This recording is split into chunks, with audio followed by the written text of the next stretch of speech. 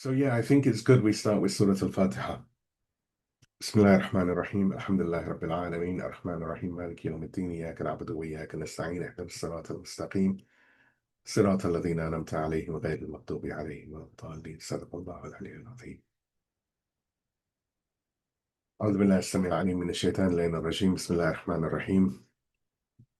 الحمد لله رب العالمين وصلى الله على سيدنا محمد وعلى آل بيته الطيبين الطاهرين ولعن الله على أعدائهم أجمعين من الأولين والآخرين. آمين يا رب العالمين. أما بعد. السلام عليكم ورحمة الله. So first of all, before we start, the mother of one of our close brothers is unwell in hospital. So can I ask that we all make dua that inshallah Allah gives her a full recovery and gives them all, the appropriate strength and everything to help with the situation. We can just recite Surah Fatiha and then we'll begin. So Bismillah ar-Rahman ar-Rahim. Alhamdulillah Rabbil Alameen. Ar-Rahman ar-Rahim. Maliki yawmiddin. Iyyaka na'budu wa iyyaka nasta'in. Ihdinas sirata al-mustaqim. صراط الذين أنعمت عليهم غير المغضوب عليهم ولا الضالين. صدق الله العلي العظيم. So we gathered tonight to resume our journey along the lantern of the path, continuing our ascent towards understanding the Imam of our time. However, before we open the pages of history, we must address a matter of methodology. Some people may ask, why do we recap? Why do we repeat the principles of the occultation that we discussed in previous weeks? Surely once is enough. And others may notice as we proceed through these sessions on Wilayat, Imam, Mahdawiyyah, that certain themes seem to resurface again and again. Certain principles are revisited. Certain truths are restated. This is not an illusion. This is not a mistake. This is not a failure of planning. It is by design. To understand why, we must look to the Quran itself. Quran does not call the revelation merely information. He calls it the reminder, Dhikr. In Quran, in Surah Dhariyat, the chapter of the scattering winds, 51st chapter of the Quran, verse number 55, Allah says, and remind, for surely the reminder benefits the believers. So the question then comes to mind, why does the believer need reminding? If he already knows, why must he be reminded? Allama Tabatabai, may God rest his pure soul, in his monumental exegesis of Quran, Tafsir Mizan, addresses this very question in his commentary on the verse that we've just quoted. He explains that the human being is afflicted by a disease called Ghiflah, or heedlessness. Allama says, the reminder is the act of reminding one of the truths that are rooted in the intellect and the primordial nature, so in aql and in fitrah. Truths which the human being has become heedless of due to immersion in desires and material concerns. Surely the reminder benefits the believers because their hearts are prepared to accept the truth once the dust of heedlessness is removed from them. And the reference, of course, is in the write-up. Now notice the metaphor that Allama uses, the dust of heedlessness. The truth is not absent from the soul. It is merely buried beneath the sediment of daily life. Repetition is not about teaching you something new. It is about blowing the dust off, wiping the dust off what you already know, so that what resides in the intellect and in the fitrah becomes the state of the heart. Ayatollah Jawadi Amali, may God protect him, the distinguished student of Allama and the great jurist, expands on this principle in his tafsir, his exegesis, Tafsir al-Tasneem. He argues that there is a vast chasm between knowing and becoming, between the perception of a concept and the transformation of the soul. Ayatollah Jawadi writes, there is a vast distance between knowledge or ilm and faith, iman. Knowledge is the perception of concepts, while faith is the binding of the heart. A person may know the truth with his intellect, yet not believe in it with his heart. Repetition and remembrance, or zikr, are what cause knowledge to descend from the mind to the heart, so that it becomes a witnessed reality or a shuhud. And the reference, like I say, is in the write-up. A person can possess a library of theology in their mind and still be a stranger to God in their heart. Repetition is the bridge that carries knowledge from the classroom of the brain to the sanctuary of the soul. And here, remarkably, even modern science confirms this ancient wisdom. In 1885, the German psychologist Hermann Ebbinghaus conducted the first experimental study on human memory. He discovered what he called the forgetting curve, a mathematical representation of how quickly the mind discards information it does not revisit. His findings were sobering and were published in his seminal work, which is titled On Concerning the Memory. He wrote, "Left to itself, every mental content gradually loses its capacity for being revived. 1 hour after the end of the learning, more than half the original work had to be expended before the series could be reproduced." And the reference, of course, is in the write-up. His data revealed that without deliberate repetition, the human mind loses more than 50% of new information within just 1 hour, and nearly 70% within 24 hours. And there is a table that you can find in the write-up which explains this further. The only antidote he found was what psychologists now call spaced repetition, returning to the material at strategic intervals to cement it in long-term memory. The Quran knew this 14 centuries before the laboratory confirmed it. Let's now have a look at divine methodology, the path, not the destination. But we must go deeper still. We must understand that this method of repetition is not merely a teaching tactic. It is the divine methodology itself. It is what we call Sunnat Allah. Consider, God sent 124,000 prophets to humanity, from Adam to Noah, from Abraham to Moses, from Jesus to Muhammad, peace and blessings be upon them all. If you examine their missions, you find a singular, repetitive baseline. They did not come to bring 124,000 different truths. They came to repeat the same truth to 124,000 different contexts. And what was that truth? That there is no God but the God, but Allah. That the human being is a traveler and the destination is divine presence. That religion itself, be it Judaism, Christianity, Islam, etc., is not the destination. These are pathways or Tariq. The destination is God awareness or Taqwa. The tragedy of human history is that we confuse the means with the end. We turn the telescope into the object of worship rather than looking through it to see the stars. We begin to venerate the road instead of actually walking upon it. All divine scriptures in their original essence declare that they are merely maps for the one who wishes to walk towards the divine.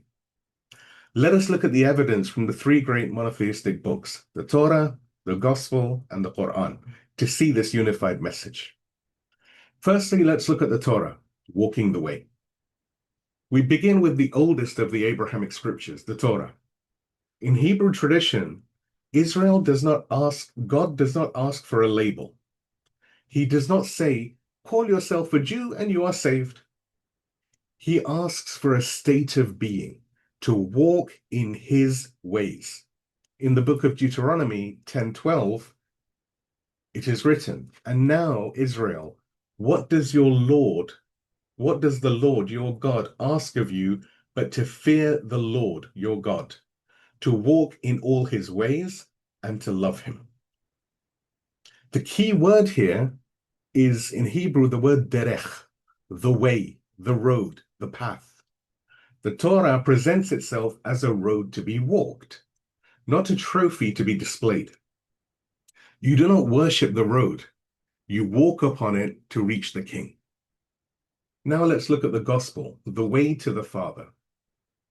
Centuries later, Prophet Jesus, Isa, peace and blessings be upon him, may our souls be his ransom, and may God hasten his return, came to a people who had begun to worship the road itself. The letter of the law had eclipsed its spirit. And so in the gospel, he redirects their gaze back to the destination. While the New Testament was written in Greek, Jesus himself spoke Aramaic, and you can find the Aramaic text in the write-up. He said, and there is a word, the reason I'm saying this is there's a word called Urkha. Jesus said, according to the Aramaic Bible, I am the way, the Urkha, the truth, and the life. No one comes to the Father except through me. And this is from the Gospel of John 14:6 in the Peshitta, which is the Syrian Aramaic version. Now listen carefully to the language. Jesus calls himself Urkha, which is the way, the road. And where does this road lead? To Abba, to Father, to God. Even here, even in Christianity, the central figure does not present himself as a final destination. He presents himself as the means to reach the absolute. And now, of course, the Quran, guidance for the aware. And then came the final revelation. The Holy Quran does not say it is a guide for the Muslims or for the Arabs. In its second chapter, in its very first description of itself, it defines its audience not by tribe or by label, but by spiritual state. Those who possess God consciousness. In Quran, Surah Al-Baqarah, the chapter of the cow, second chapter of the Quran, verse number 2, Allah subhanahu wa ta'ala says, this is the book about which there is no doubt, a guidance for those conscious of God, al-Muttaqeen. The word here is Huda, Hudan lil-Muttaqeen, Huda, guidance. A guide is not a destination. A guide is what keeps you on the road when you are lost. The Quran is the map. The Muttaqi, the God-aware soul, is the traveler. The book exists to keep the traveler moving towards the destination. It is not itself the destination. So whether it is the Derech of the Torah, or the Urkha of the Gospel, or the Huda of the Quran, the message across the ages is singular, is one. The scripture is a means. God is the end. So a question comes to mind. If the truth is one, why did God send different scriptures? Why not one book for all of humanity right from the beginning? Well, think about it this way. When a child is in kindergarten, how do we teach them about the world? With pictures, with toys, with songs. We do not hand a 5-year-old a university textbook on, for example, physics. Not because the laws of physics are different for children. They are the same. But because the child is different. The capacity is not there yet. Then the child grows. Primary school arrives.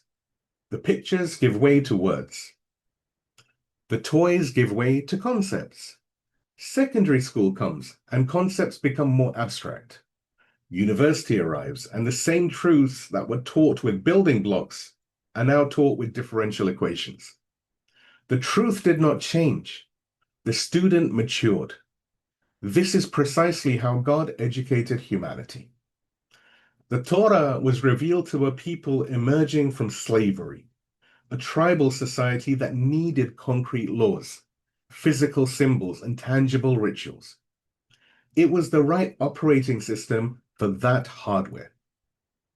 The gospel came to a people drowning in legalism, and so it emphasized the spirit over the letter, love over the law. It was an upgrade for a community that had begun to worship the code instead of the coder. And then came the Quran. And in Quran, Surah Al-Ma'idah, the chapter of the table spread, 5th chapter of the Quran, verse number 3, Allah subhanahu wa ta'ala said, this day I have perfected for you your religion, completed my favor upon you, and have chosen for you Islam as your way of life. But notice one important thing. Perfection does not mean that we have arrived at the destination. It means that the road is now fully paved. The path is complete. The map is finalized. But we, the travelers, We still have to walk it. And how do we walk it? The Quran tells us every single day, multiple times a day, to pray, guide us upon the straight path. اهدنا الصراط المستقيم. This is from Quran, Surah Al-Fatiha, the chapter of the opening, first chapter of the Quran, verse number 6. This is not a one-time request.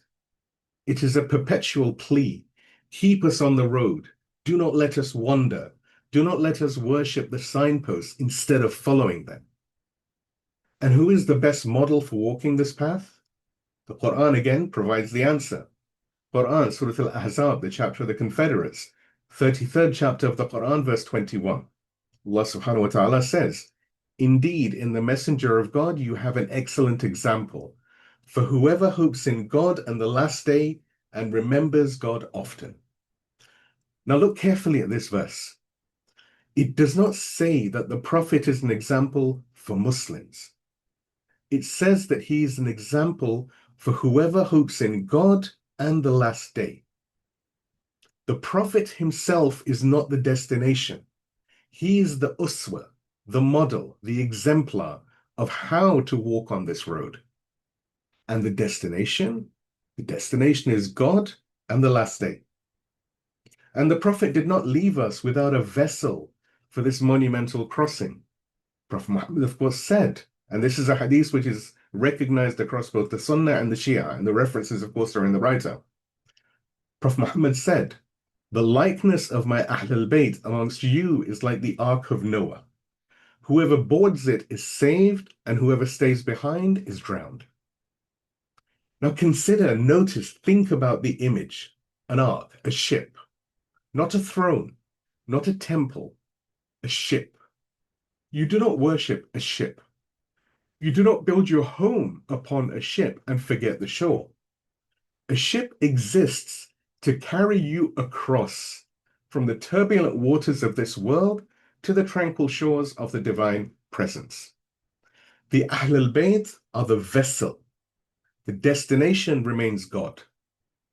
Even the greatest of creation, the seal of the prophets, is presented as a means, not an end. He is the finest road ever laid, but he is still a road. His family are the safest ships ever built, but they are still a ship. And roads are for walking, not worshipping. Ships are for sailing, not for anchoring upon forever.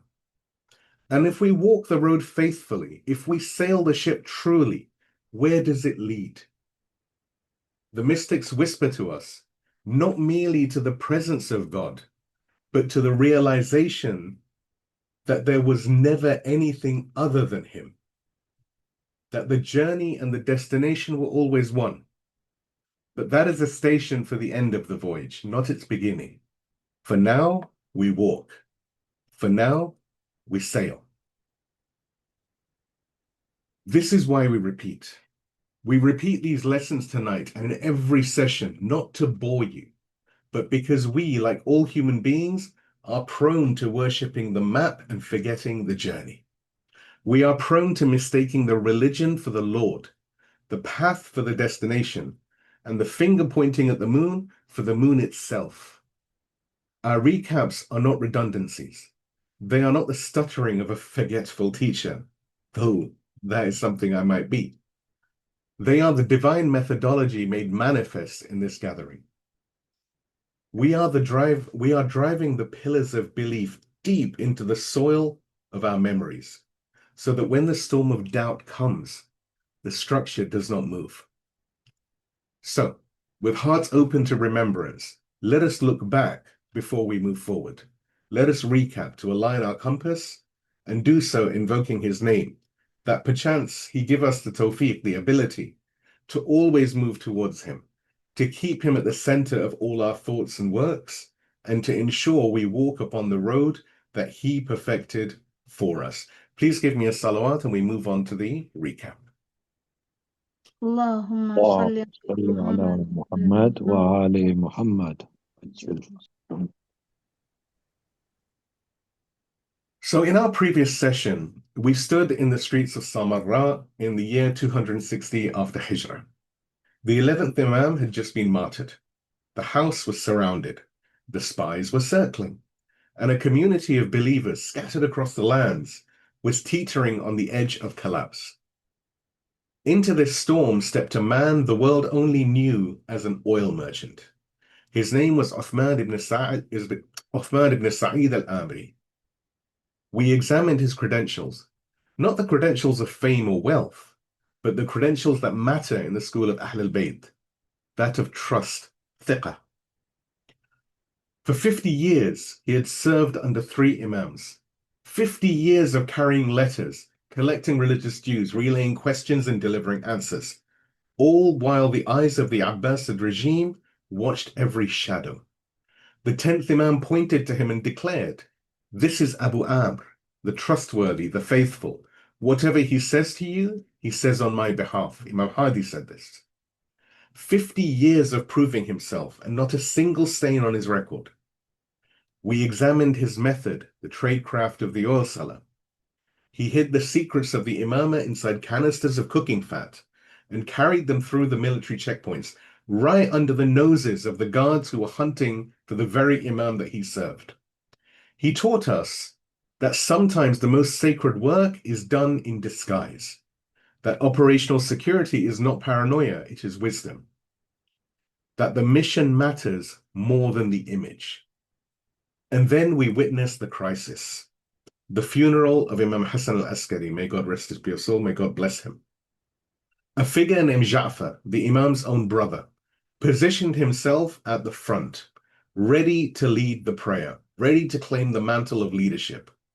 History would remember him by a damning title, Al-Kadhab, the liar.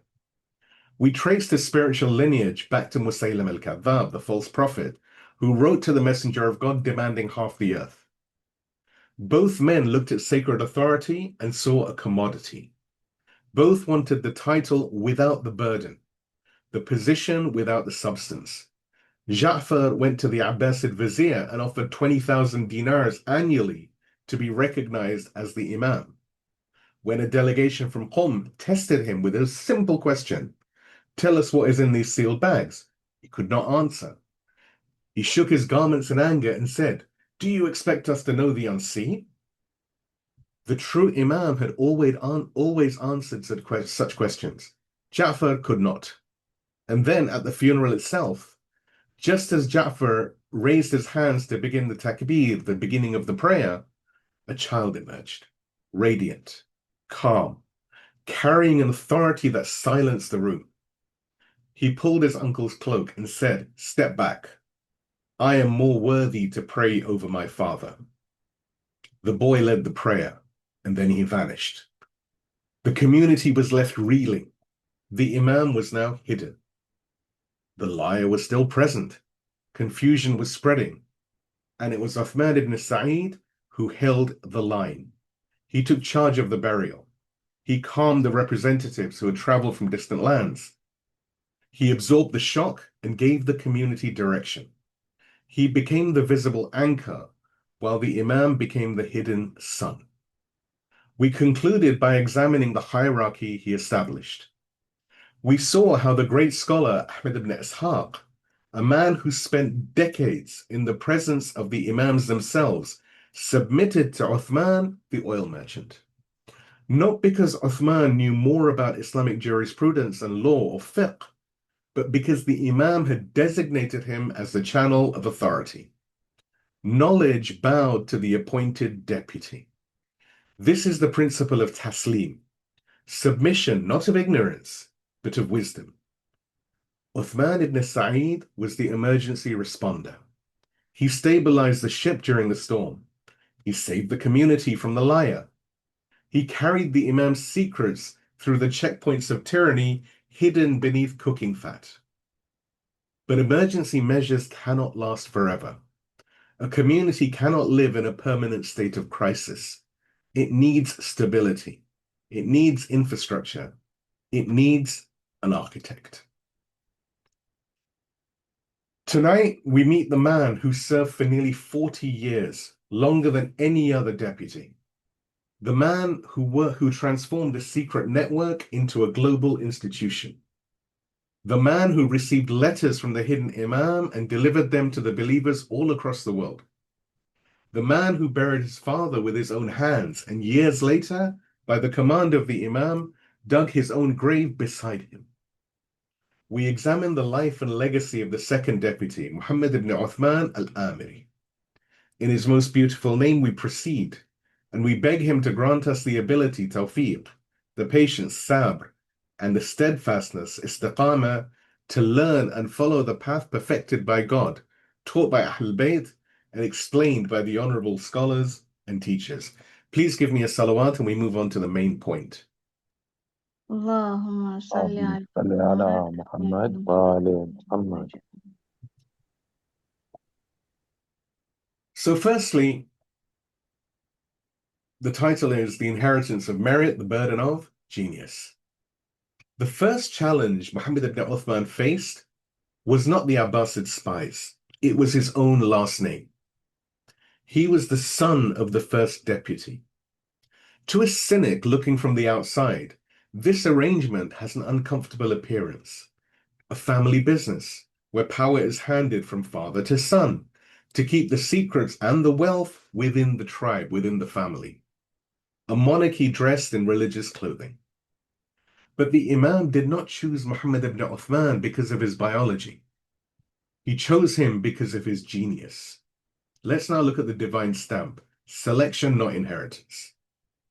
Decades before the occultation began, while the first deputy was still alive and active, Imam Hassan al-Askari, peace and blessings be upon him, gathered a group of his elite companions and issued what we might call a blank check of authority. He endorsed both the father and the son in a single declaration. He said, Al-Amiri, meaning Uthman, and his son Muhammad are both trustworthy, thiqatan. Whatever they deliver to you, they deliver on my behalf. So listen to them and obey them. And the references for these are well known and they're in the write-up. Now pause and notice the wisdom embedded in this timing. The Imam did not wait for the father to die before naming the son. He appointed both simultaneously while both were serving, so that the community would understand this is not inheritance. This is selection. The son was not receiving a privilege he had not earned. He was being acknowledged for a burden he had already begun carrying, that he had been carrying for decades, silently, faithfully, and in the shadow of his father. Let's now look at the intellectual heavyweight, not just a courier. We often picture the deputies as mere postmen, deliverymen shuttling letters back and forth between the Imam and the community. This is a mistake. Muhammad ibn Uthman was a giant of jurisprudence in his own right. Sheikh Tusi in Kitab al-Ghaiba records that Muhammad ibn Uthman authored foundational texts on Islamic law. He compiled the teachings of the Imams into books, works such as, for example, Kitab al-Ashriba, the Book of Drinks, which served as reference manuals for the scholars of his age. These books were then later passed to the third deputy and then to the fourth, forming a continuous chain of codified knowledge. He did not merely carry the knowledge of the Imams, he embodied it. When the scholars of Qom, for example, had a dispute, they did not simply ask him to forward their question to the Imam and wait for a reply. They looked to him for the initial guidance because his mind had become a mirror of the Imam's teachings. He was not just the administrator of the network, he was its intellectual anchor. Let's now look at the master of the double life, 40 years in the shadows. But perhaps the greatest proof of his merit was simply this: he survived. To lead an underground network for 40 years, nearly 6 times longer than his father, under the relentless surveillance of Abbasid intelligence apparatus, requires a level of strategic brilliance that is truly difficult to comprehend. The historians record that Muhammad ibn Uthman mastered the art of taqiyya, strategic prudence or strategic precaution, to a degree that bordered on artistry. Yani he turned taqiyya into an art. He lived a double life. To the Abbasid court and the public of Baghdad, he was a wealthy, respectable merchant, a man of no political ambition. A notable who attended their gatherings, participated in their debates, and sometimes even appeared to agree with their positions.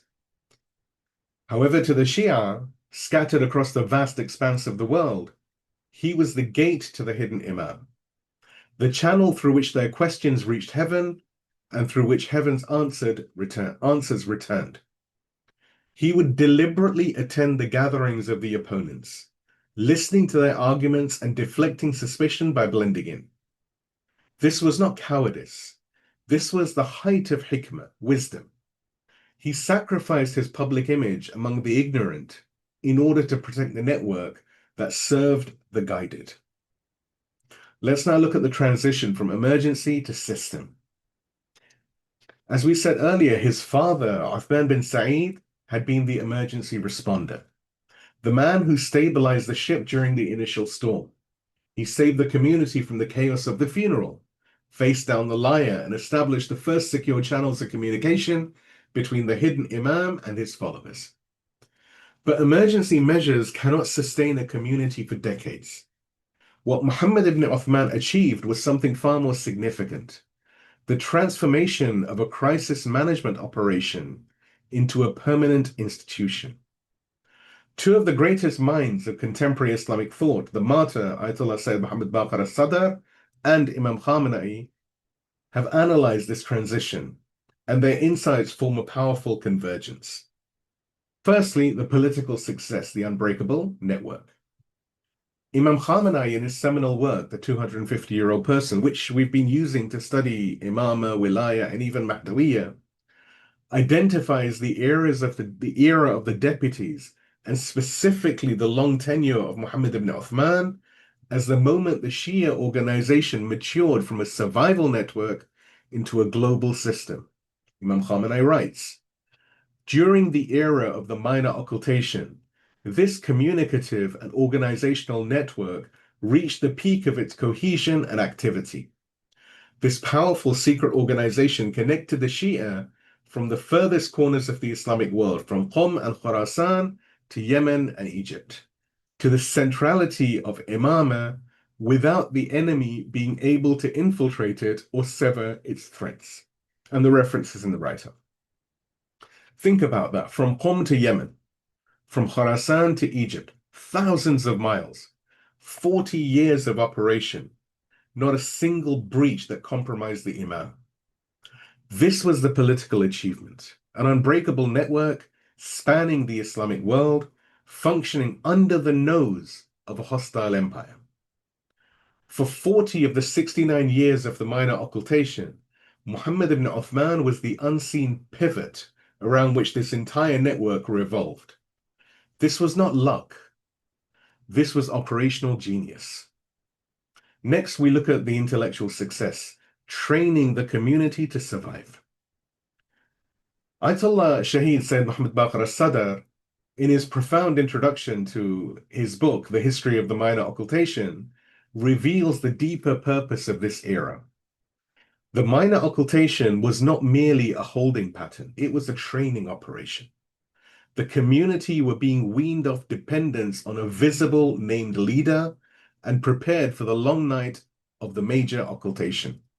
Shaheed al-Sadr writes, verily, the minor occultation served as an operation of training and preparation for the Shia to transition from the state of direct contact with the Imam to the stage of total disconnection, and to rely on the general line of deputyship, meaning the Marjaiyyah, instead of specific personal appointment.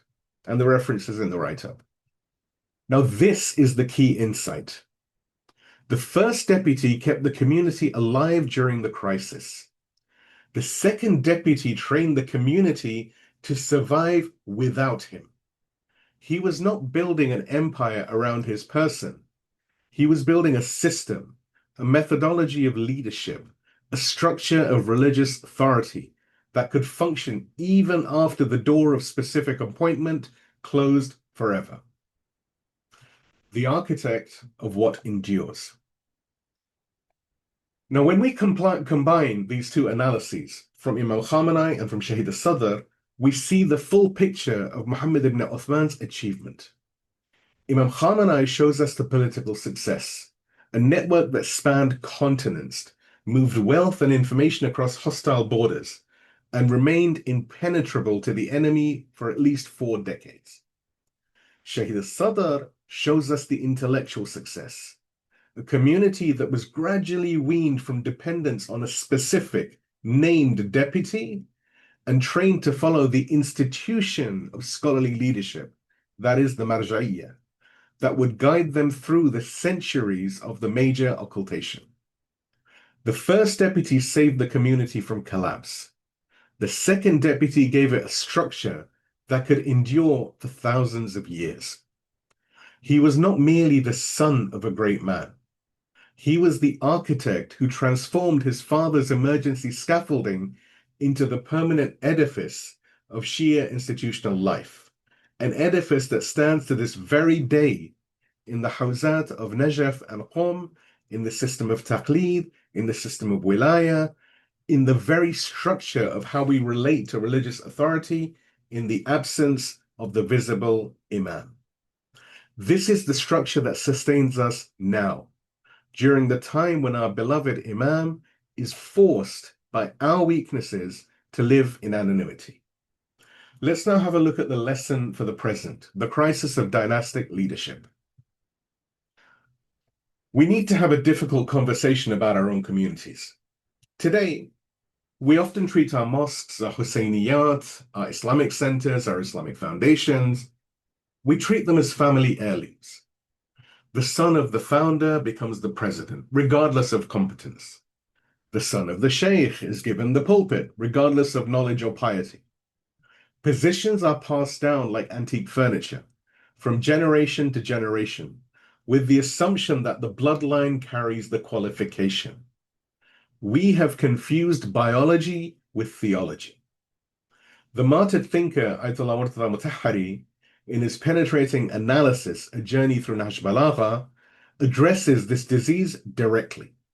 In his chapter on government and justice, he discusses 2 visions of power: the aristocratic view, where a son inherits a father's privileges, and the divine view, where a leader inherits a sacred burden. Shaykh Mutahhari writes, Islam has fought against the aristocratic and tribal mindset which views governance as a hereditary right.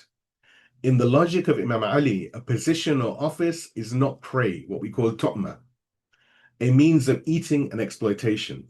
Rather, it is a trust, what we call amana. As Imam Ali wrote to his governor, verily your work is not a morsel for you to eat. Rather, it is a trust around your neck. And that is from letter 5 in Nahj Balagha, that particular quote. This means the position is not a means for your bread and water. It is a heavy burden of trust placed upon your shoulders. The only one qualified for this burden is he who possesses piety and competence, not merely he who is the son of someone. And the reference for this is, of course, in the write-up. Ta'ma or amana, prey or trust, a morsel to be devoured or a weight to be carried. This is the question that distinguishes the legitimate leader from the imposter. Now here we must make a necessary clarification, the lineage of light. Now a sharp listener might raise a hand and ask, well, you criticize dynastic leadership, yet the Imams themselves were a family. Ali was the cousin and son-in-law of the Prophet. Hassan and Hussein were his grandsons. The 12 Imams all descended from a single line. Is this not the very thing you are condemning? We must be crystal clear. No.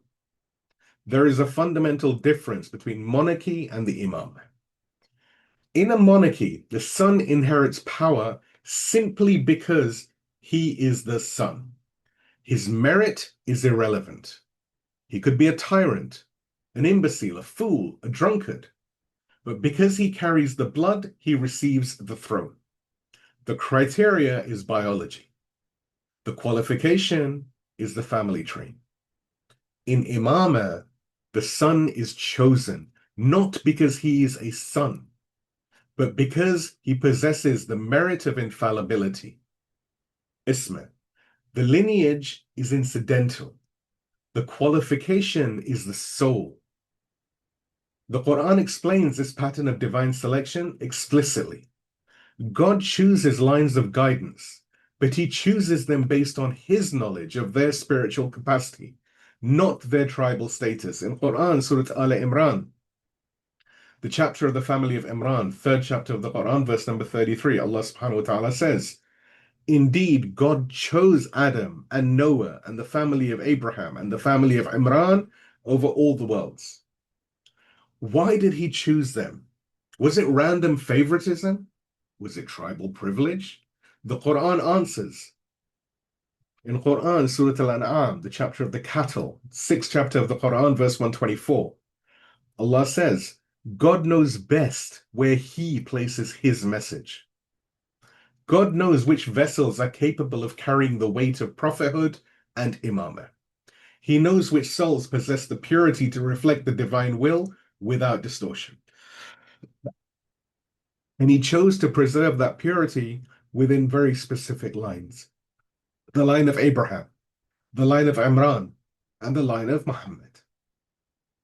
The Imams were not leaders because they were the Prophet's family. They were leaders because they were the best of creation in their knowledge, their piety, and their connection with the divine. And God chose to place that light within a single purified vessel. Shaykh Mutahhari, may God rest his pure soul, addresses this distinction directly in his work, Imamah and Leadership. He writes, Imamah is not a hereditary position in the sense of a monarchy, where the father is the king and the son is the crown prince. Rather, Imamah is a reality that revolves around intrinsic merit and infallibility. If this station has been placed within a specific lineage, it is because divine will ordained that this purity and infallibility be preserved within this pure loins and womb, just as it was for the family of Abraham. Therefore, the criterion is not kinship or qurbat, but rather virtue, fazilat, and divine appointment. Intisab ilahi. And the reference, of course, is in the writer.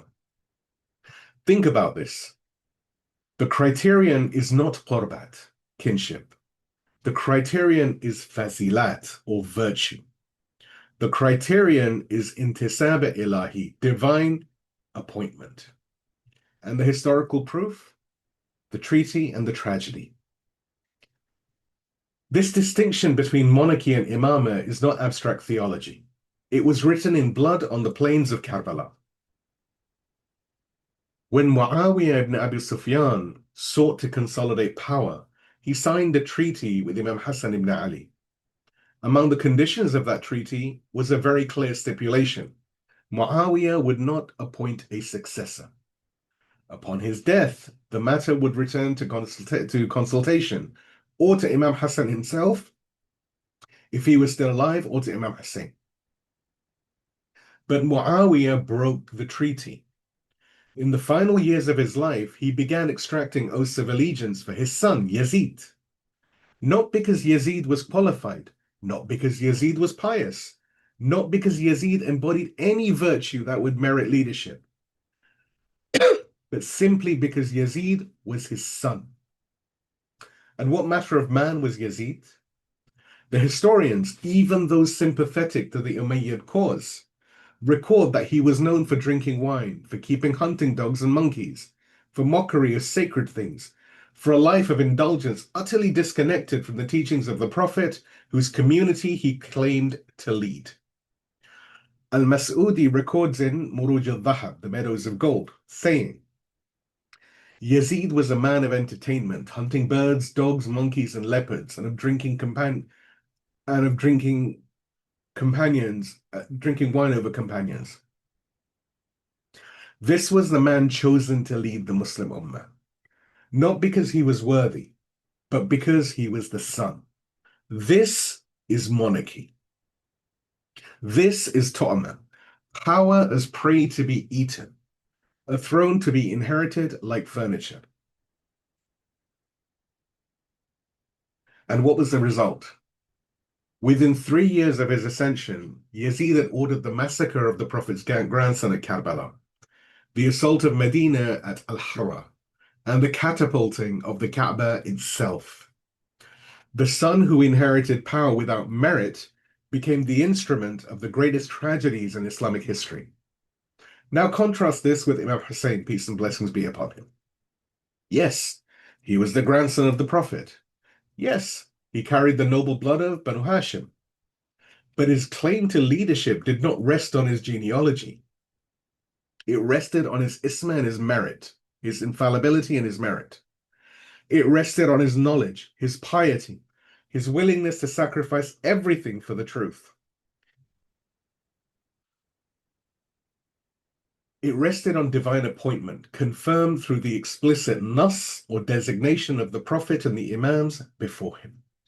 Imam Hussein did not say at Karbala, I am the grandson of the Prophet, therefore follow me.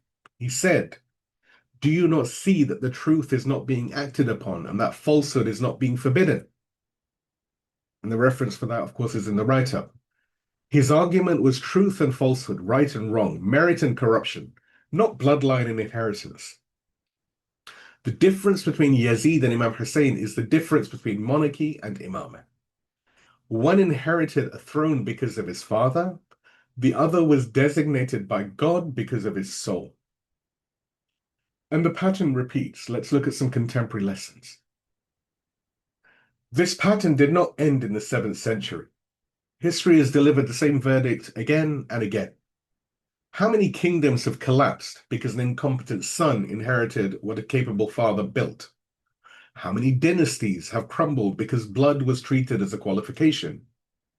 Look at the monarchies that fell across the Muslim world in the 20th and 21st century and even the 19th. Kings who inherited thrones they could not maintain, who lost their nations because they assumed that sitting in their father's chair made them their father's equal. Look at family businesses, empires over generations, destroyed in a single decade or even a single year because the founder's grandson assumed that sharing the founder's name meant sharing the founder's genius. The pattern is consistent. Inheritance without merit is a recipe for destruction. Let's have a look at the contemporary standard, Imam Khomeini and Imam Khamenei. So someone might say, this is ancient history, this is 7th century, surely things are different now. No. This principle that lineage does not grant legitimacy is not a relic of the past. It is the living standard of the Shia leadership today. Look at the founder of the Islamic Revolution, Imam Khomeini, may God rest his pure soul. His son, Sayyid Ahmed Khomeini, was a capable revolutionary figure in his own right. He had stood by his father through exile, through revolution, and through war. When the first president of the Islamic Republic suggested that Sayyid Ahmed be appointed prime minister, Imam Khomeini categorically refused. Imam Khomeini said, it is not my intention that persons related to me should take charge of these affairs. Ahmed is a servant of the nation, and at this stage, he can serve better with freedom from office. References are in the write-up. In another well-known instruction preserved in the memoirs of his close companions, he stated even more explicitly, I told Ahmed that he should not become president nor prime minister. And the reference is in the write-up. This is actually from the memoirs of Mr. Rafsanjani.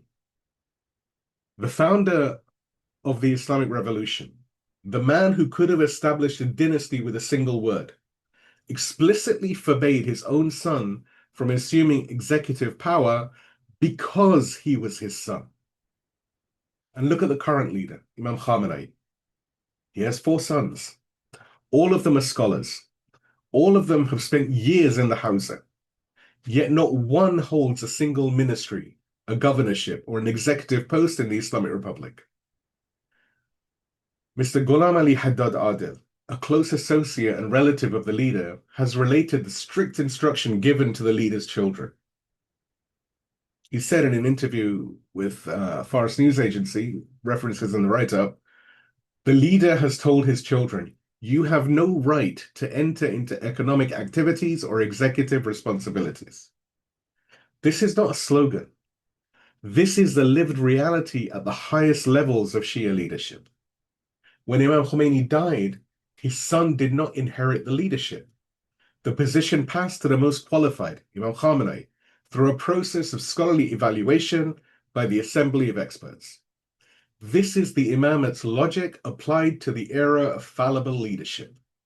This is fazilat over qurbat, virtue over kinship.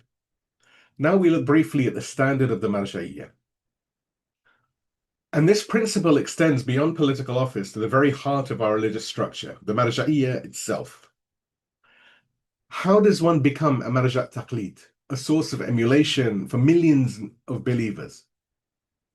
Not by being the son of the previous marja, not by being the wealthiest scholar in the hawza, not by being from the most prestigious family or the most powerful tribe.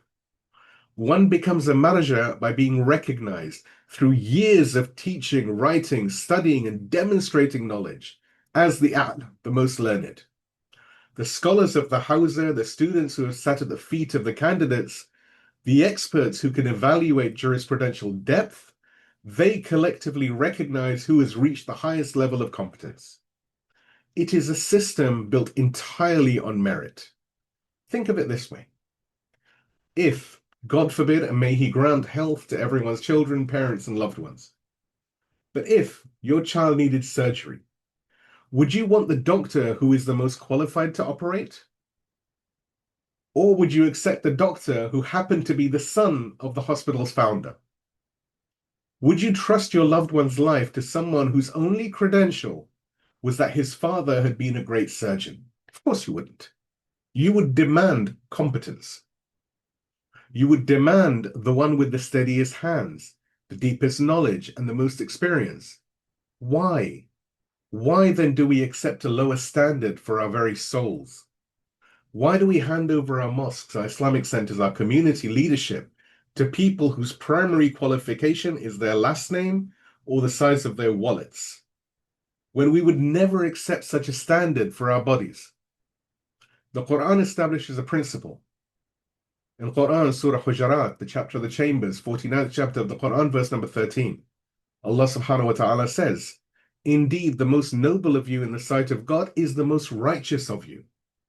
Not the most well-connected, not the wealthiest, not the son of the previous leader, the most righteous, the most competent, the one with the shoulders to bear the weight. Let's now look at our first call to clarify. Blood versus competence. Muhammad ibn Uthman embodies this principle across 14 centuries. He was not the deputy because he was Uthman's son. He was the deputy because he was the only man capable of carrying the amana, the trust, around his neck, outsmarting the Abbasid intelligence apparatus for 40 years, unifying the Shia world from Egypt to Khorasan, and transforming an emergency network into an enduring institution. The Imam tested him, the Imam observed him, and the Imam designated him while his father was still alive, precisely to demonstrate that this was selection based on merit, not inheritance based on blood.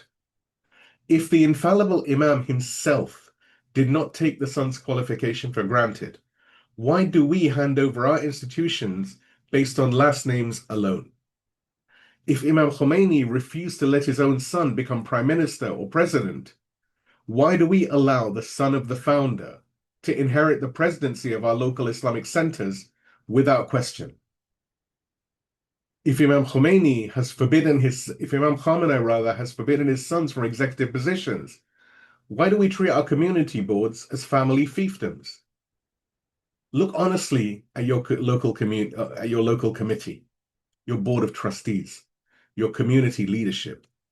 Are these positions being filled by the most qualified, what we call the afqah, the most knowledgeable, or the afqah, the most pious?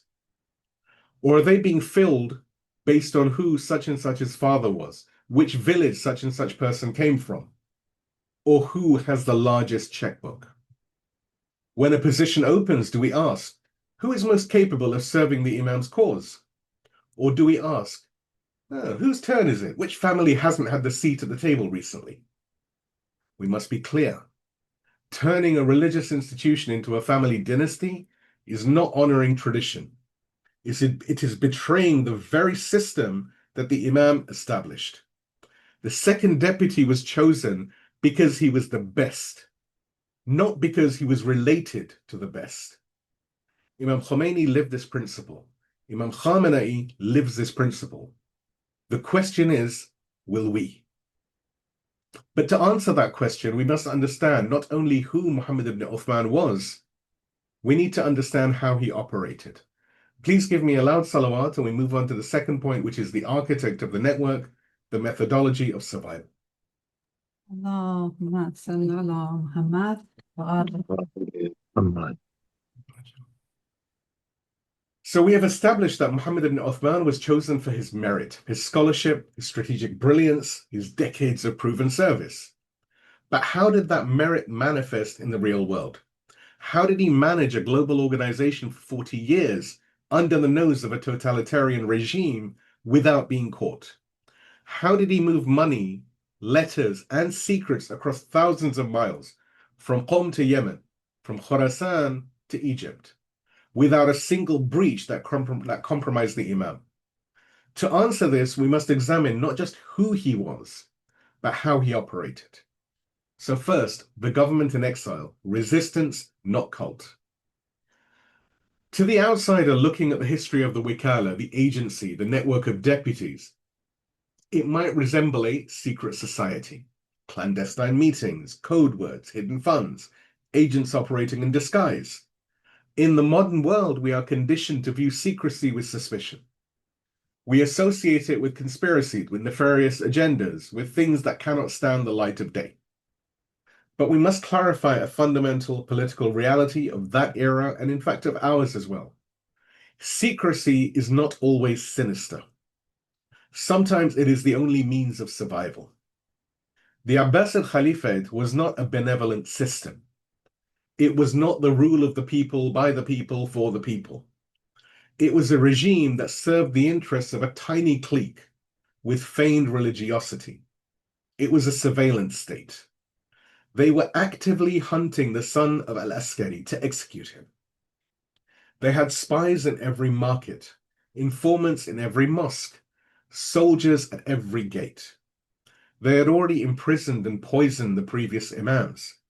They would have done the same to this one had they found him. Now, before we go on, a short word on democracy. So some might think, at least we in the modern West, in the modern world, have democracy. At least our system is different. But we must be careful not to be naive. Even Plato, the towering philosopher of ancient Greece, warned 24 centuries ago that democracy carries within it the seeds of its own corruption.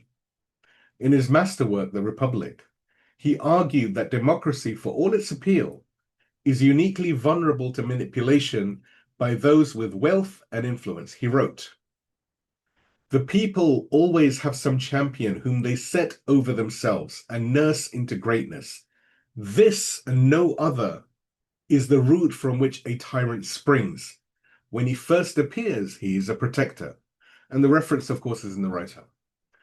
Plato observed that in a democracy, those with resources, the orators, the wealthy, the influential, can manipulate the masses. They can shape public opinion. They can manufacture consent.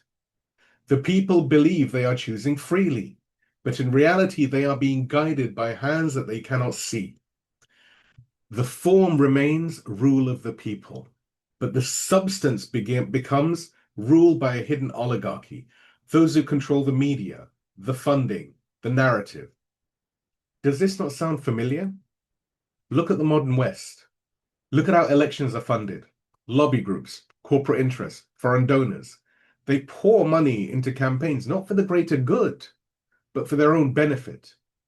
Candidates are selected not because they will serve the people, but because they will serve the interests that paid for their victory. The people vote. They believe they're exercising power. But as Plato warned, they are often voting for the candidates pre-selected by forces that they do not understand, on issues framed by the media that they do not control, with information filtered through algorithms designed to manipulate their emotions. This is not informed consent. This is manufactured consent. And so, when we compare the Abbasid system to modern democracies, we must not be simplistic. The Abbasids ruled through open tyranny. The modern West often rules through the illusion of choice, a softer tyranny, but tyranny nevertheless.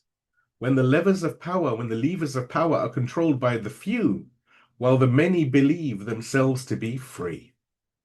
In such environments, whether the surveillance state of medieval Baghdad or the manufactured consent of the modern West, the truth cannot always survive in the open. Sometimes it must go underground.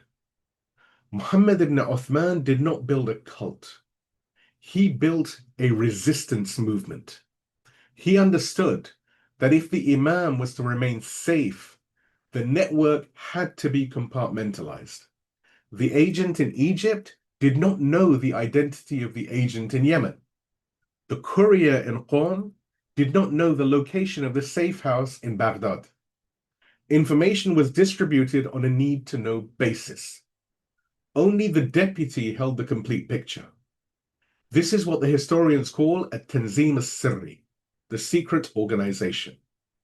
It was, in effect, a government in exile, operating right beneath the feet of the Khalif, collecting taxes, issuing rulings, answering questions, and guiding a global community. All the while, the official state hunted for its leader. It was not hiding the truth from the people. It was hiding the guide for the people. Let's now look at the proof of connection, the woman and the cloth. This is a very interesting story. But a secret network runs a very dangerous risk. If I cannot see the Imam and I cannot verify the source, how do I know the deputy is truly speaking for heaven? How do I know he's simply not just he's not simply a clever man collecting the money for himself? This is the eternal question of the occultation. How do you trust what you cannot see? Muhammad bin Uthman did not verify his authority through charisma or eloquent speeches. He verified it through knowledge. Knowledge that could only have come from the hidden Imam himself. Sheikh Tusi records a remarkable incident in his Kitab al-Ghaiba, his book of the occultation, that illustrates this precision. A woman, and the reference, of course, is in the write-up, a woman from the tribe of Banu Asad, one of the tribes, came to Baghdad. She was carrying a sealed bag containing religious dues and letters from her community. She wanted to test the deputy. She had told no one what was inside the bag. She did not label the items. She simply presented herself at the house of Muhammad ibn Uthman and waited. Before she could speak, before she could even present the bag, the deputy looked at her and said, "In this bag is a piece of cloth that you wove with your own hands, and inside the folds of this cloth are 2 gold coins." The woman was stunned. She broke the seal, unrolled the cloth. Unrolled the cloth she had woven in her own home. And there, hidden exactly where he said, there were 2 gold coins, 2 dinars. The deputy then delivered the message. He said, "The master of the time says to you, God has accepted what is in it, for it is pure." This was not a magic trick for entertainment. This was verification. It proved to the community that the line was open, that the channel between heaven and earth had not been severed. The network was not merely moving money. It was moving information from the Imam to his followers. It gave the believers certainty that although the Imam was unseen, he was not unaware. He knew their names. He knew their struggles. He knew that they had woven with their own hands in the privacy of their own home, and he accepted their sacrifice. And this is also the case today. Let's now look at the theology of absence, the sun behind the clouds. But perhaps Muhammad ibn Uthman's greatest contribution was not logistical, it was theological. The community was struggling with a profound existential question. What is the benefit of an imam we cannot see? If he is hidden, how does he guide us? If he is absent, why do we need him? What is the point of an imam who cannot teach us, who cannot lead our prayer, who cannot judge our disputes? It was through Muhammad ibn Uthman that the answers came, not from a scholar, but from the imam himself. A learned man named Ishaq ibn Yaqub wrote to the deputy with a series of difficult questions, including this fundamental challenge. He asked, how do we benefit from you when you are hidden from us? Muhammad ibn Uthman took this letter. Days later, he returned with a document, a tawqi', a signed letter written in the hand of the Imam himself. The Imam wrote, and the references for all of this are in the write-up. As for the way of benefiting from me during my occultation, it is like benefiting from the sun when the cloud conceals it from the eyes. And surely I am a safeguard for the inhabitants of the earth, just as the stars are a safeguard for the inhabitants of the heavens. I want you to pause and absorb this metaphor. We've covered it before, maybe 2 sessions ago. But pause and absorb this for a second. The sun does not cease to exist when a cloud passes before it. The sun still provides gravity, still holds the planets in their orbits, still provides heat. It still sustains life on Earth. It provides light. Even on a cloudy day, we see its light by its diffused rays. If the sun were to vanish, the solar system would collapse within minutes. The Earth would spin off into the void. Life would end. The cloud does not diminish the sun. The cloud only affects our perception of the sun. Likewise, the Imam is the anchor of existence. We may not see him, but we survive because of him. The universe holds together because the proof of God walks upon the earth. Muhammad ibn Uthman taught the community a revolutionary idea. Presence does not require visibility. He transformed their understanding from waiting for a leader to appear to living under the leadership of the unseen. This is the theology that has sustained the Shia for thousands of years, for 1,000 years. And it came to us through the network of the second deputy. Now we look at the financial shield, the price of freedom. So finally, the architects secured the community's independence. Critics, both historical and modern, often ask, why did the deputies collect khums? Why all this money? Some whispered darker accusations. The mullahs just want your cash. We must address this directly. Muhammad ibn Uthman understood a simple political reality that remains true to this day. He who feeds you controls you. If the Shia scholars relied on salaries from the Abbasid court, they would have to preach Abbasid propaganda. If the seminaries relied on government grants, they would have to remain silent on government oppression. If the representative of the Imam ate from the Caliph's table, they would lose the right to criticize the Caliph's crimes.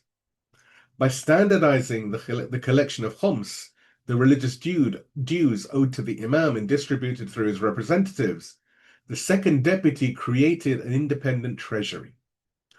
This allowed the Shia community to, firstly, build their own schools without state approval, support their own poor without begging the tyrant, fund their own scholars without compromising their teachings, and protect their own families without selling their principles.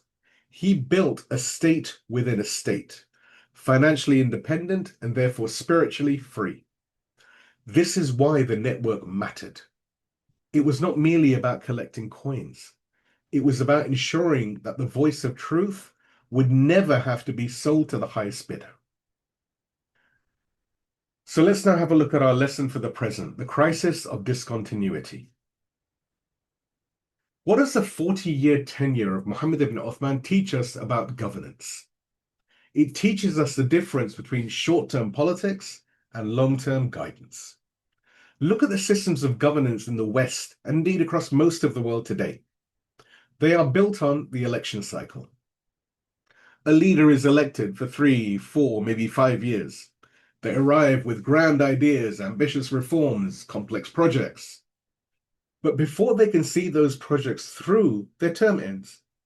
A new leader arrives, often from an opposing party, often elected precisely because they promised to undo what the previous leader built. Consider the United States. The Obama administration spent years crafting the Affordable Care Act, a healthcare reform designed to help millions of Americans who could not afford medical treatment.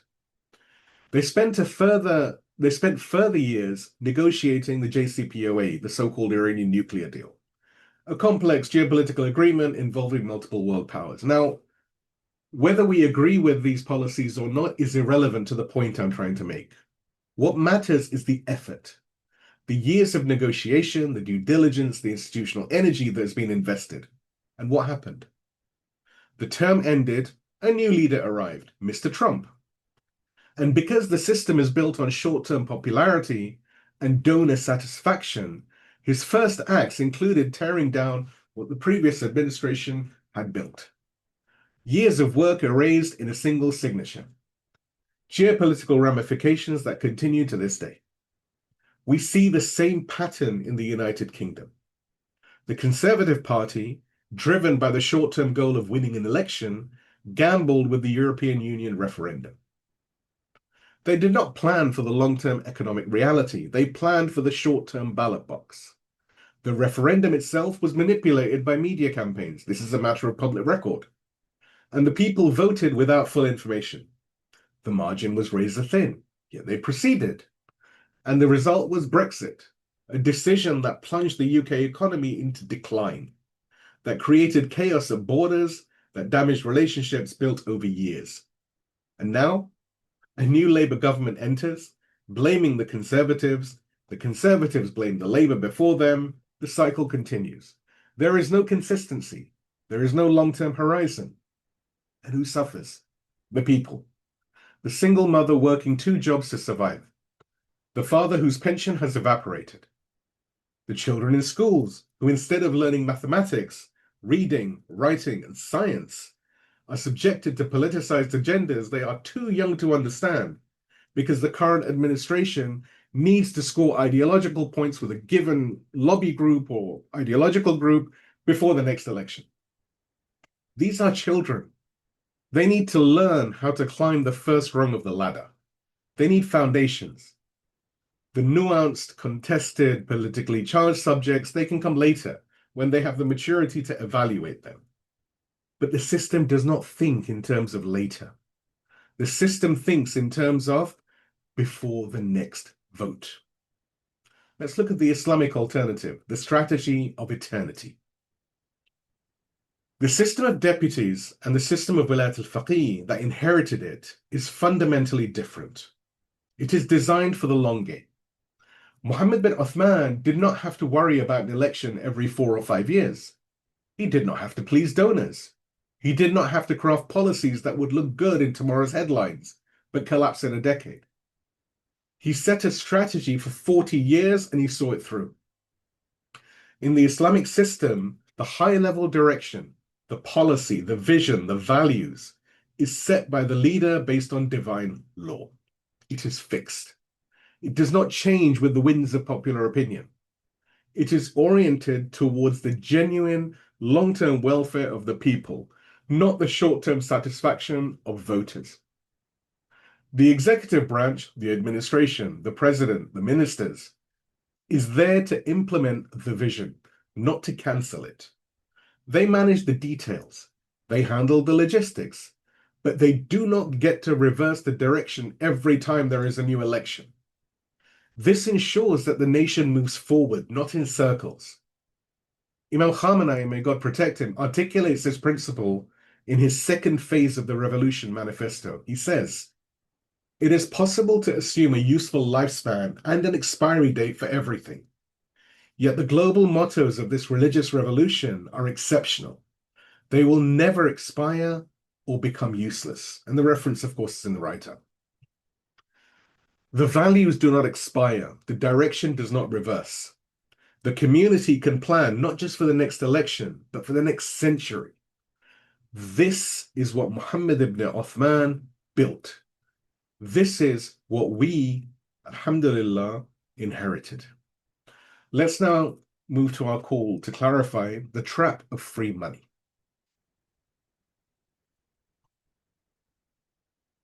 This brings us to a sensitive but essential point regarding our own institutions, especially in the West. Muhammad bin Uthman established the Homs network for a reason. He understood that financial independence is the foundation of spiritual freedom. Today, many Muslim charities and organizations in the West are tempted by government grants and government handouts. They see it as free money. The government is offering funding, brother. Why not take it? We can do more good with the resources. But we must understand the Quranic reality. There is no such thing as free money. As the proverb says, I quoted it earlier, he who feeds you controls you. When you take the grant, you take the handcuffs. You can no longer speak freely against foreign policy. You can no longer teach certain parts of your faith without scrutiny. You become a client of the state, and the clients do not criticize their patrons. The Quran warns us explicitly, and we've covered this verse in previous sessions. In Quran, Surah Hud, the chapter of Prophet Hud, 11th chapter of the Quran, verse 113, Allah subhanahu wa ta'ala says, and do not incline towards those who do wrong, lest you be touched by the fire, and you would have no protectors other than God, then you would not be helped. The word here is rukun, to lean, to incline, to rely upon.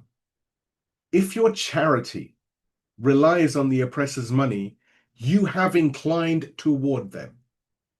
You have compromised your independence. You have traded your voice for their coin.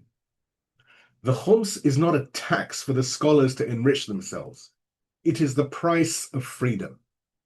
It is the financial engine that allows the Marjaiyyah in Najaf and Qom to look the superpowers in the eye and say no, because they do not eat from their table.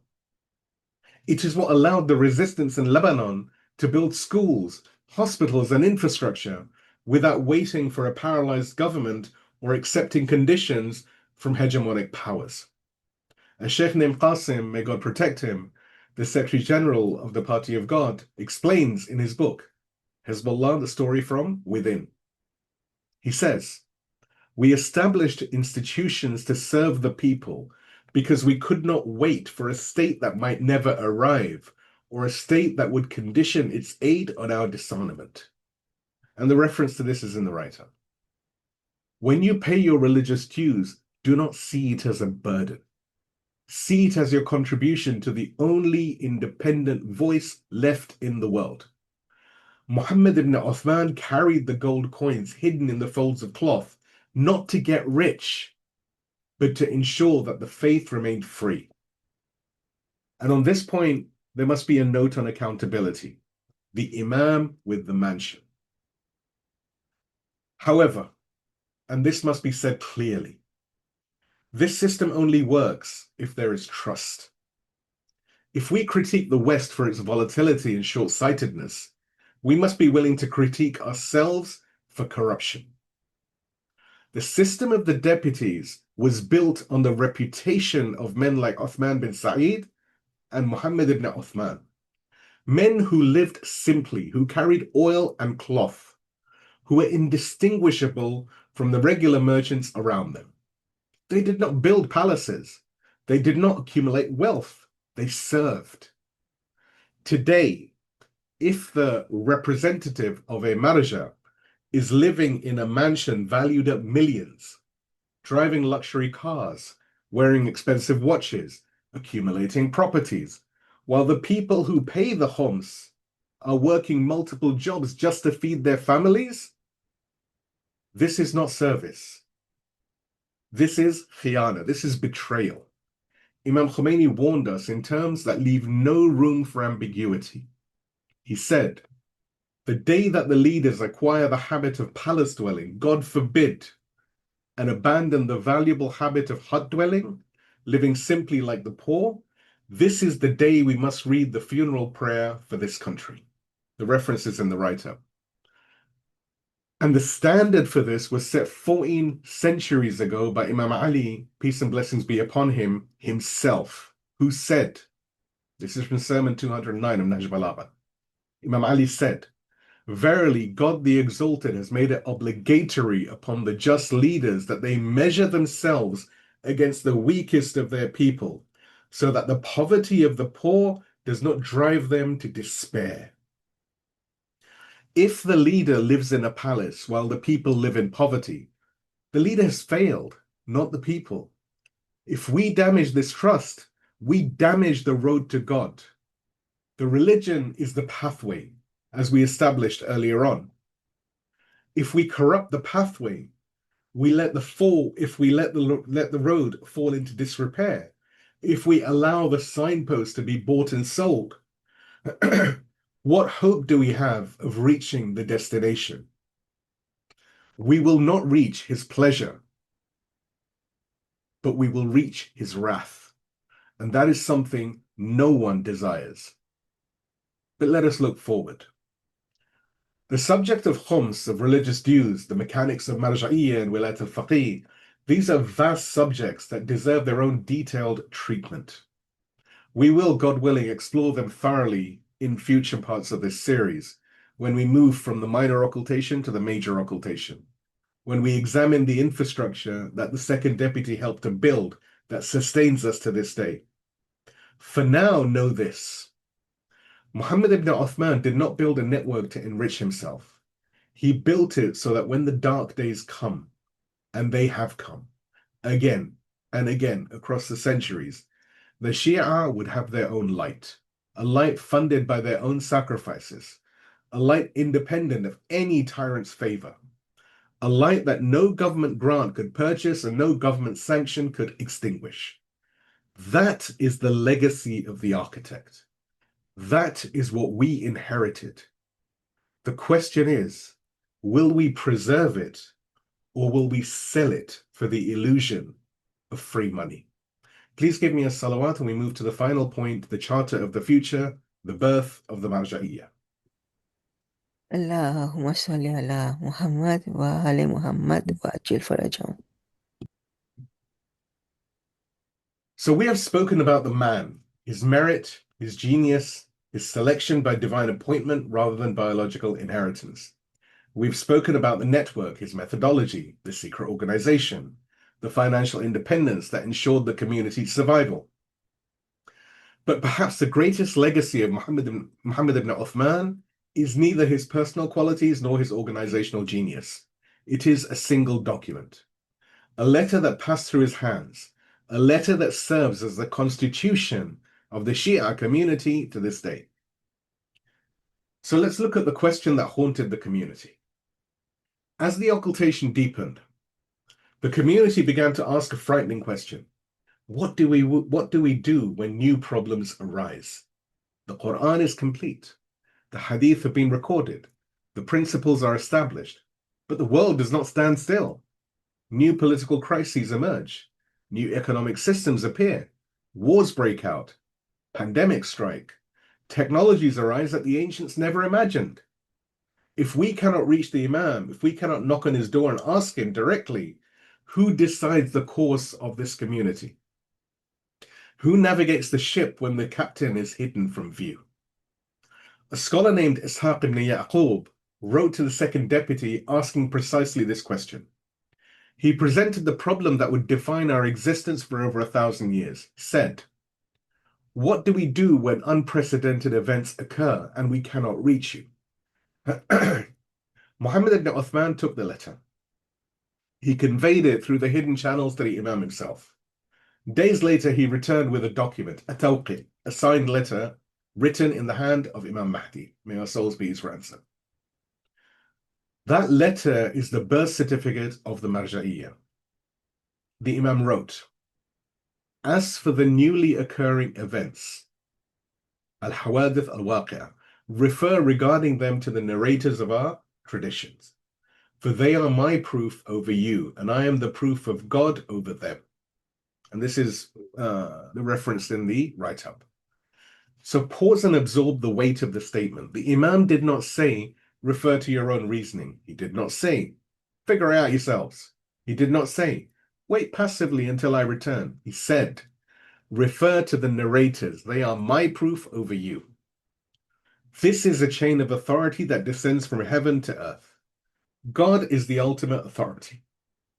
The Imam is the proof of God over all creation. The scholars are the proof of the Imam over the community.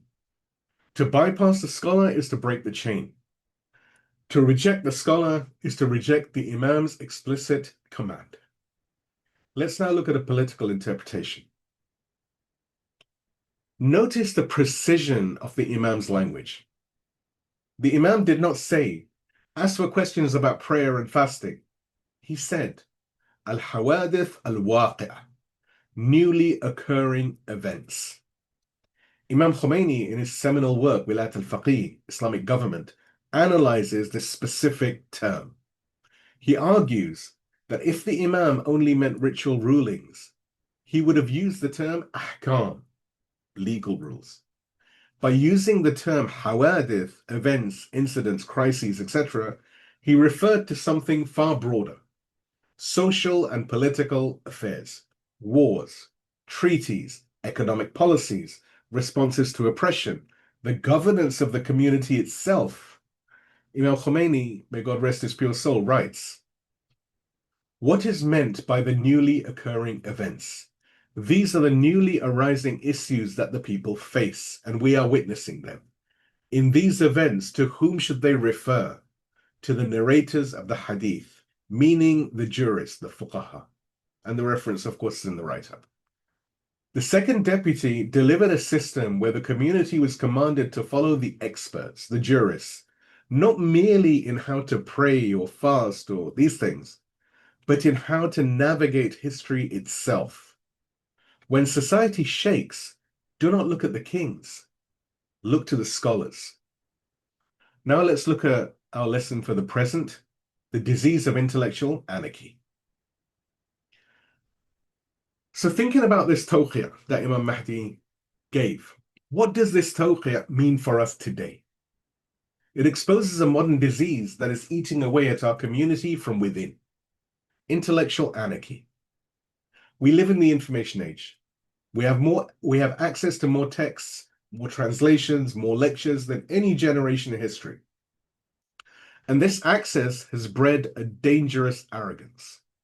We see a growing trend, especially among the youth and the educated class, of what we might call pick and mix religion or do-it-yourself Islam. People say, I love the Imam, but I don't follow the Marjaiyyah. I can read the hadith myself. I don't need a scholar to tell me what it means. I follow the Imam in spiritual matters, but I don't agree with the scholars on politics. They believe that because they have a PDF of Bihar al-Anwar on their phone, or an app with all of the books of hadith, or because they can search for a verse on Google, such people are qualified to derive God's law for themselves. They reject the centuries of scholarship in Najaf and Qom, believing that a weekend of internet research is equivalent to 50 years of study in the Hawza. The tawqi of the second deputy shatters this delusion. The Imam tied our connection to him directly to our connection to the scholars. He did not say, refer to your own intellect. He said, refer to the narrators. To bypass the scholars is to bypass the Imam's direct command. It is an attempt to have spirituality without accountability, to claim the warmth of the destination while refusing to walk the road that leads there. Let's have a look now at secular diagnosis, epistemic trespassing. This arrogance is not merely a religious problem. It is a cognitive error that has been identified and named by modern philosophy. In contemporary epistemology, the study of knowledge, there is a concept called epistemic trespassing. The term was coined by someone called Dathan Ballantyne, a professor of philosophy at Fordham University. He describes what happens when intelligent people in one field believe they are automatically qualified to make judgments in another field where they have no training. He writes, epistemic trespassers are thinkers who have competence or expertise in one field, but move into another field where they lack competence. They often lack the evidence required to make a judgment, but possess an illusion of competence due to the Dunning-Kruger effect. References in the write-up. Now, the Dunning-Kruger effect is the phenomenon where people who know a little about a subject believe they know a lot, precisely because they don't know enough to recognize how much they don't know. Think of it this way. If you are an engineer, you are intelligent. You have mastered complex mathematics and systems. But if you attempt to perform heart surgery based on a YouTube video, you are not being independent-minded. You are being a fool. You will kill the patient. If you are a doctor, you are intelligent. You have spent years mastering the human body. But if you attempt to derive complex legal rulings from ancient Arabic texts, without understanding the many sciences, including Rijal, the study of the narrator biographies, Usul al-Fiqh, the principles of jurisprudence, Balagha, Arabic rhetoric, and the intricate methodologies developed over 14 centuries, you're not being a free thinker. You are trespassing. And the patient you will kill is your own soul. Let's have a look now at the religious diagnosis, narration versus understanding. The Imams themselves warned us against this superficial approach to knowledge. There is a fundamental difference between someone who quotes a hadith and someone who understands it. There is a difference between a tape recorder and a scholar. There is a difference between what we call riwayah or narration and diraya, deep comprehension. Imam al-Sadiq, peace and blessings be upon him, has said, one hadith that you understand is better than 1,000 hadith that you merely narrate. And a man among you does not become a jurist until he understands the hidden meanings and implications of our speech. And the references in the write-up. The narrators whom the Imam commanded us to follow in the Tawqiyah are not people who simply recite texts. They are the experts who possess this diraya, this deep comprehension that comes from decades of immersion in the sources, the methodology and the spiritual discipline required to extract guidance from complexity. When you read a hadith on your phone, you are seeing the surface.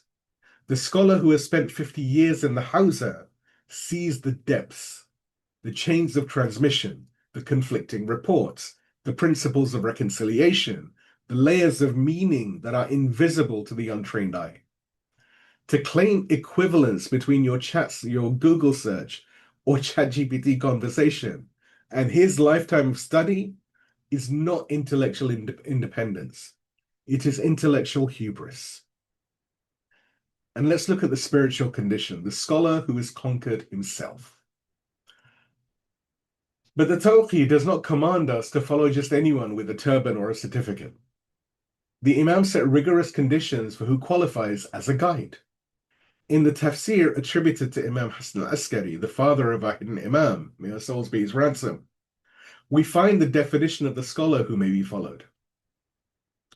Imam Hasan al-Askari teaches us, but as for the jurist who safeguards his soul, preserves his religion, opposes his desires, and is obedient to the commander of his master, meaning the command of Allah, then it is permitted for the common folk to follow him. 4 conditions. Safeguarding his soul, he has purified himself. Number 2, preserving his religion. He has not sold his religion for worldly gain. Number 3, opposing his desires. He has conquered his ego. And number 4, obedient to his master. He is connected to the Imam and to God, not his own ambition. Ayatollah Jawadi Amili, commenting on these conditions, writes, opposing the desires of the self is the most difficult condition for Marjaiyyah and leadership. A jurist who possesses knowledge but is a prisoner of status and position cannot be the proof of God. Justice and piety mean that the religious scholar does not turn his knowledge into a shop, nor sell the religion for the world. And the references in the write-up. The scholar we follow is not merely intelligent. He is not merely learned. He has fought the greatest battle, the battle against his ego, and emerged victorious, yet he continues to fight it. This is what separates the Marjaiyyah from the social media influencer who quotes hadith for the likes. The influencer seeks followers. The Marjaiyyah has spent a lifetime learning to oppose his own desires. And now for our final call to clarify. The bridge, not the destination. Now we must also clarify what the Marjaiyyah is and what it is not. Critics, both external and internal, sometimes accuse us. You Shia have created a priesthood. You worship the scholars. You have made them into popes. We must be absolutely clear. The Marjaiyyah is not a pope. We do not believe our scholars are infallible, ma'soom. They're human beings. They can make mistakes. They can disagree with one another. They often do. But we do not follow them because they have a mystical hotline to God that bypasses reason and evidence. We follow them because they are experts. Experts who have met the strict conditions set by the Imam himself: knowledge, justice, self-control, and obedience to the divine command. Think of it as a chain of guidance. God is the destination, the ultimate goal of all existence, the one to whom we return. The Prophet and his Ahlulbayt are the perfect pathway, the Uswatul Hasana, the best example of how to reach that destination. The Quran, of course, we've quoted the verse earlier, establishes this principle explicitly. There has certainly been for you in the Messenger of God an excellent example for anyone whose hope is God and the last day. This is Surah Al-Ahzab, chapter of the Confederates, 33rd chapter of the Quran, verse 21. By extension, as the Hadith al-Thaqalain confirms, and we've discussed that in previous sessions, where the Prophet bound the Quran and his Ahlulbayt together as two inseparable guides. The Imams, the Prophet said that I leave behind two things, the Quran and Ahlulbayt. They are two inseparable guides. The Imams are the continuation of this perfect example. They are the living embodiment of the Quranic path. The scholar is the map to the pathway, the one who has studied the example so deeply that he can guide others along it without deviation. If you want to cross an ocean, you need a map. The map maker is not the destination. The map maker shows you how to reach the destination. The map is not perfect. It is a human product, subject to refinement and correction. But it is far better than sailing blind. God is the destination. The Imam is the perfect pathway, the Uswat Hasana who shows us how to walk toward God. The scholar is the map, the expert who helps us follow that pathway in the absence of the visible Imam. If you tear up the map because you believe that you could navigate the ocean by instinct alone, you will not reach the pathway. You will never find the pathway. You will never reach the destination. You will drown. The tawqi of the second Imam, of the second deputy, is the Imam's instruction. Use the map. Follow the experts. Stay on the path. It ensures that even in the darkness of the occultation, we are not left to wander in the chaos of our own opinions. We follow the narrators because they point us to the Imam, and the Imam points us to God.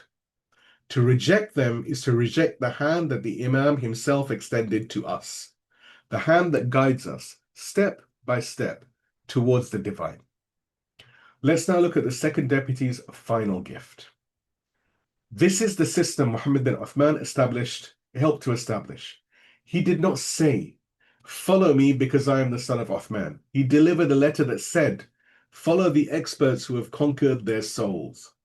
He gave us a constitution that would outlast his own lifetime, a constitution that has guided the Shia community through 11 centuries of the Major Occultation, through empires, revolutions, persecution, and triumph. The scholar is not the destination. The scholar is the bridge.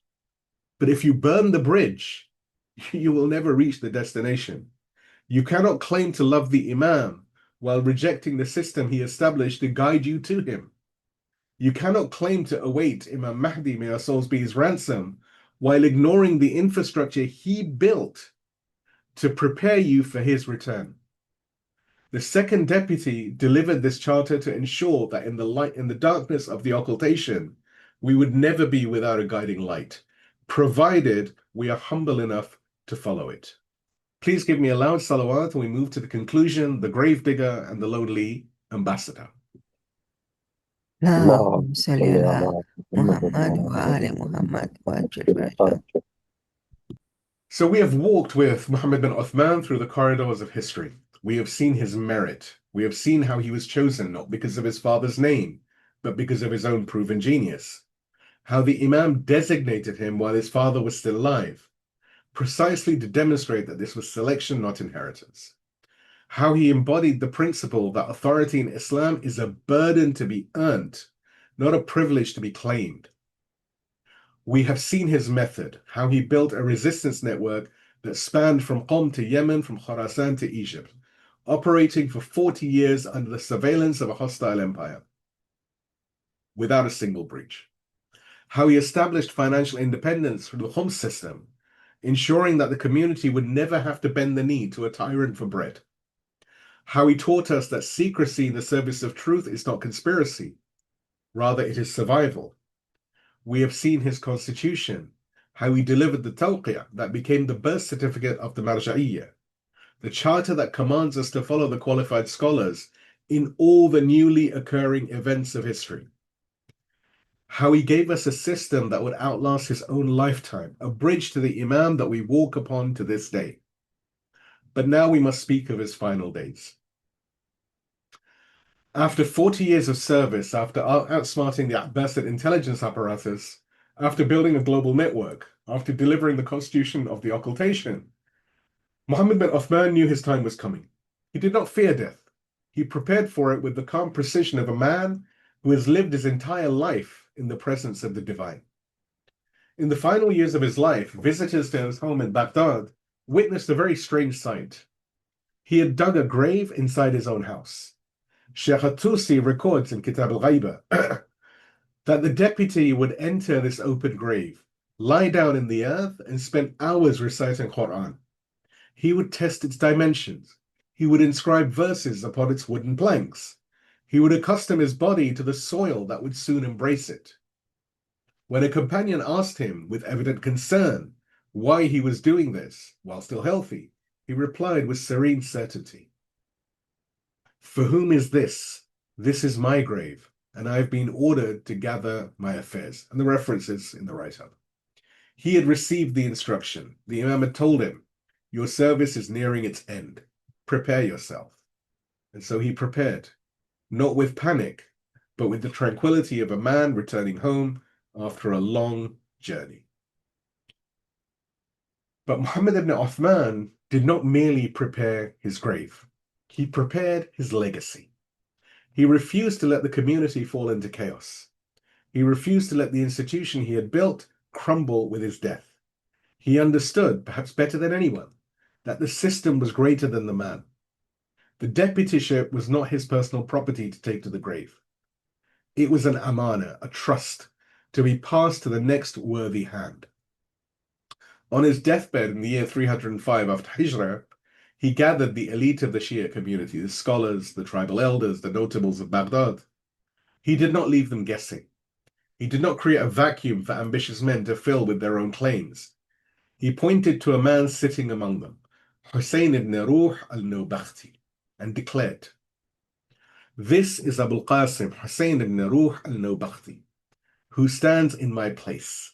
The master of the command, meaning Imam Mahdi, has ordered me to appoint him in my position after me, so refer to him and rely upon him in your affairs." And this is narrated by Sheikh Tusi in Kitab al-Ghaiba, the references in the write-up.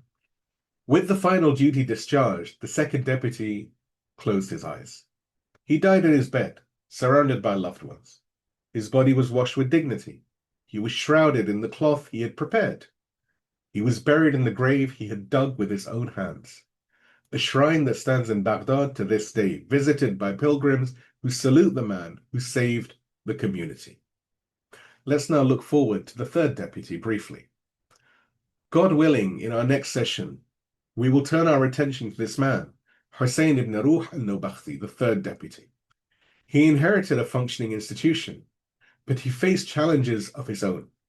False claimants who tried to hijack the network, theological controversies that threatened to split the community, and the ever-present danger of the Abbasid surveillance state. How did he navigate these storms? What was his particular genius? And what does his life teach us about our own struggles? These are the questions we will explore, God willing, when we continue this journey through the Minor Occultation. But for now, let us return to Muhammad ibn Uthman and let us pivot from history to heartbreak. Please give me a salawat, and we move to the supplication eulogy, which is titled The Tale of Two Deputies. اللهم صل اللهم صل على محمد وآل محمد. عجل Peace be upon you, O Muhammad ibn Uthman. You served your Imam for 40 years. You died with honor. Your community respected you. Your letters were kissed. Your grave is sanctuary. But as I contemplate your dignified funeral, my heart burns for another deputy. I remember another ambassador, a man sent not to Baghdad but to Kufa, a man who was also a trusted representative of an Imam, not the hidden Imam, but the master of the martyrs, the deputy of Imam Hussein, Muslim bin Aqil. O Muhammad ibn Uthman, you died surrounded by friends. Let us weep for the one who died surrounded by enemies. O Muhammad ibn Uthman, you prepared your own grave with your own hands. Let us weep for the one who had no grave, whose body was thrown from a rooftop and dragged through the streets. History tells us that Muslim arrived in Kufa carrying the trust of Imam Hussein. 18,000 people pledged allegiance to him. 18,000 men signed their names and swore their loyalty. They wrote letters to the Imam saying, "Come, O Hussein, the orchards are green, the fruits are ripe, and we are ready to receive you." But the moment the tyrant in the Ziyad entered the city, the moment the threat became real, the moment loyalty carried a price, the 18,000 vanished like mist before the sun. Sheikh al-Mufid records the scene in Al-Irshad. He says that Muslim went to the mosque for Maghrib prayer. A few rows of men stood behind him. But when he finished his prayer and turned around, there was no one. The mosque was empty. He walked out into the darkening streets of Kufa. Look at how Sheikh Mufid describes it. He went out into the alleyways of Kufa, not knowing where to go, having no home, no shelter.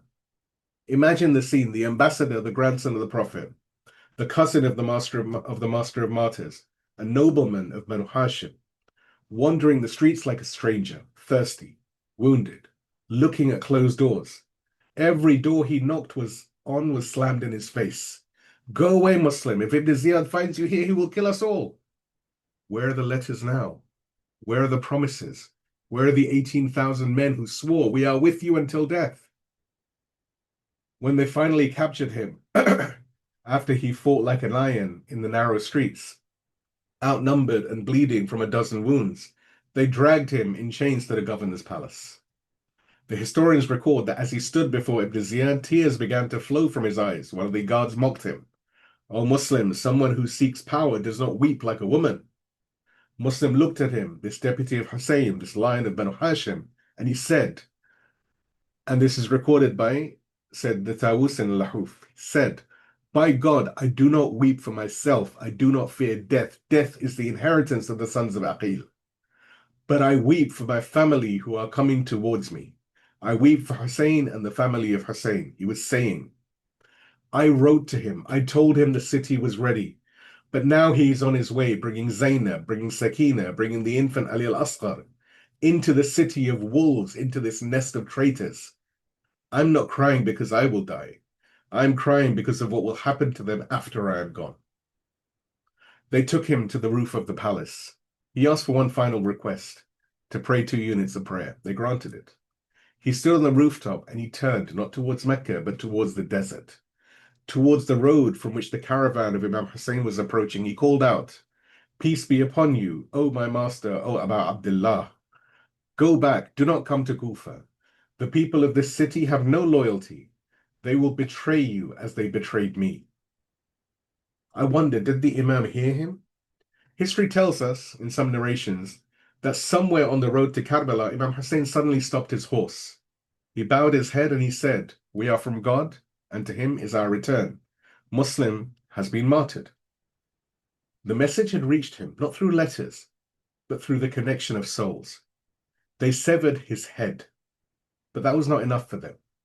They took his body, the body of the deputy of Imam Hussein, the cousin of the Prophet, and they threw it from the roof of the palace to the ground below. And then, listen to what they did. They tied a rope to his feet, and they dragged the headless body of Muslim al-Aqil through the markets of Kufa, according to some of the historical narrative.